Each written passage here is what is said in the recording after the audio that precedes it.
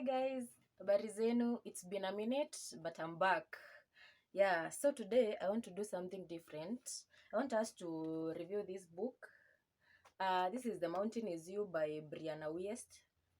Okay, sijui kama inasema Wiest ama West, by Brianna Wiest, and it's my favorite book.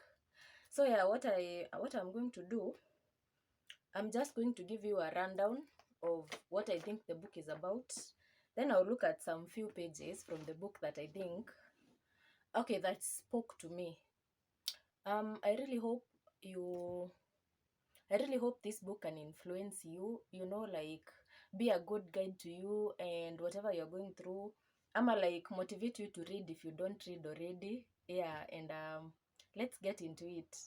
Yeah, I'm thinking I'll just do a summary of what I took from the book, what the book is about, and then I'll turn some pages and read to you something that spoke to me. I have notes that I'm going to peep at, so when you see me looking down, I'm just peeping. Yeah. So yeah, this book is about self-sabotage. It's just basically about the things that you do unconsciously without like knowing that they're stemming from your unconscious, that are like limiting you from living your best life. So yeah, this book goes ahead to define what self-sabotage is, and I'll just quote the author. So the self-sabotage is the presence of an unconscious need that is fulfilled by the self-sabotaging behavior. So for there to be a self-sabotage, there is a need in your subconscious to fulfill that self-sabotaging behavior. So if there's something like you tell yourself about a certain thing, then your subconscious will do something to prove that what you're thinking is right. Let's say about money. Maybe you're telling yourself that, okay, you don't know this, but you're unconscious. Maybe in your unconscious you believe that when people have a lot of money changes people become bad because of money. So in as much as you're chasing money in your daily life, in as much as you're chasing money in your daily life, you will be sabotaging yourself without knowing, because deep down you're scared of having too much money and turning out to be a bad person. Food for thought. Another thing the book says is that, okay, this is another example. So sometimes we sabotage our relationships because deep down what we really want is to be by ourselves, but we're scared to be alone.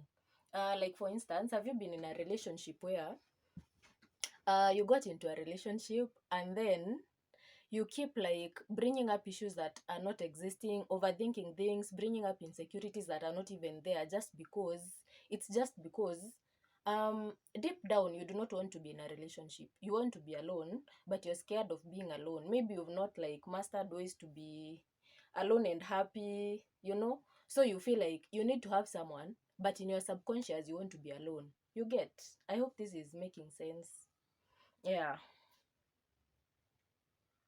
Also, it says that everyone has a capacity to which they allow themselves to feel good. The book proceeds to call this a baseline. A baseline. So for everyone, there's a baseline of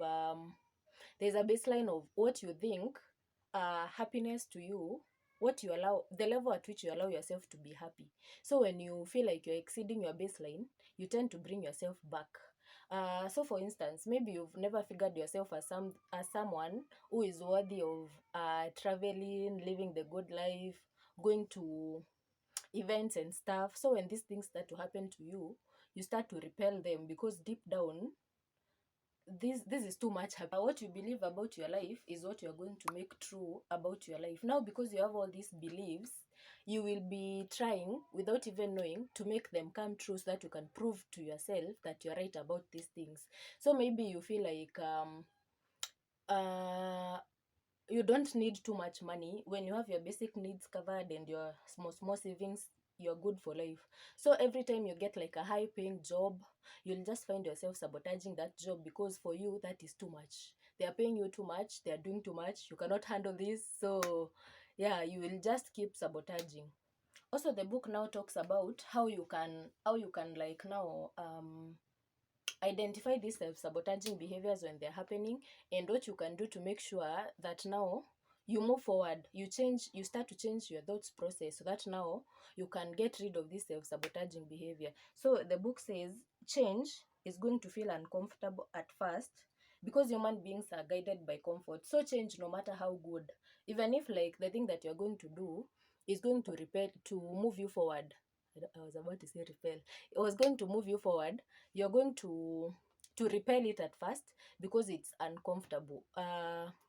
Like for example, if you're used to having relationships that don't work, don't work, like don't work. Having relationships that don't work, when you find a good relationship that is working, and that is what you've been praying for, you've been trying to do the work so that you can have a relationship that works, you're still going to repel it and to keep bringing up issues so that you can sabotage the relationship, because that is unfamiliar. What you're used to is chaos, what you're used to is things not working out. So yeah, you will just be, it will be uncomfortable for you, but it's worth it at the end. The book talks about if you're keeping something in your life, there is a reason that you're keeping that thing in your life.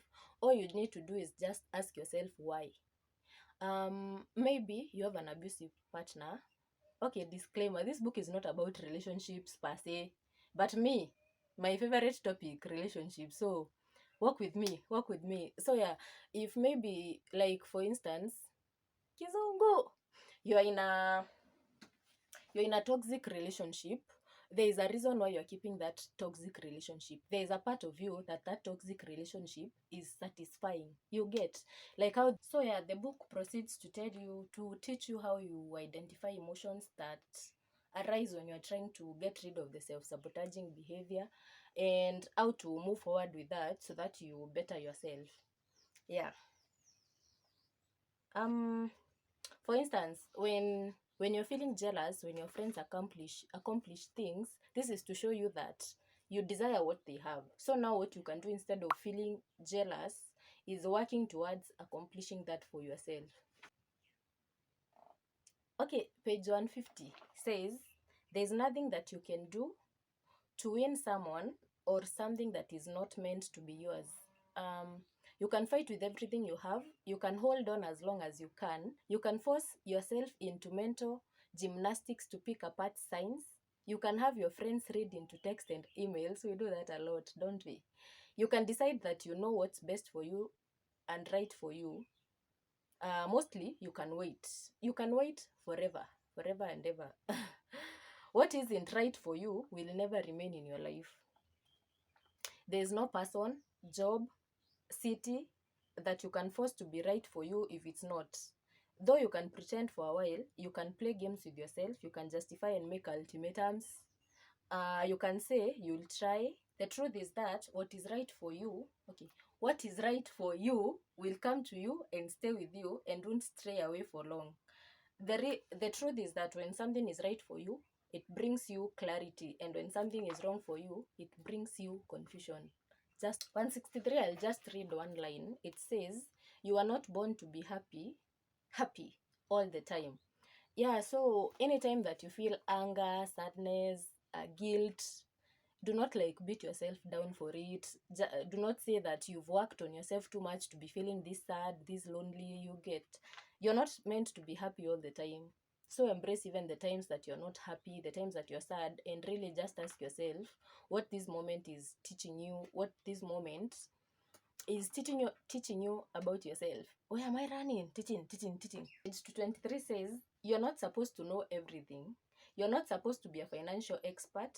That's why you can hire someone to do your taxes and to advise you on investing. You're not supposed to be a master chef. That's why you can buy cookbooks or ask your mother for help.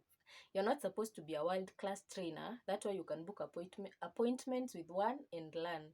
You're not supposed to understand the complexities of mental health and neuropsychology. That's why you can visit a therapist and learn how to get better. This is to say, you're not supposed to be good at everything. Cut yourself some slack and focus on what you're proficient in, then outsource everything else. So maybe you've worked on your cooking and you're perfect at it, but now you beat yourself down because your finances are in the pit. You do not need to know everything. You can get to YouTube, find channels that talk about finances and learn there, or hire someone if you're in that capacity to do so. Yeah, you for sticking to the end of this video. I hope you enjoyed it. Thank you guys, that's it. Thank you for sticking to the end of this video. I hope you enjoyed everything. Enjoyed, okay. Yeah, comment down below, tell me what you thought, and consider subscribing to my channel. See you on the next one.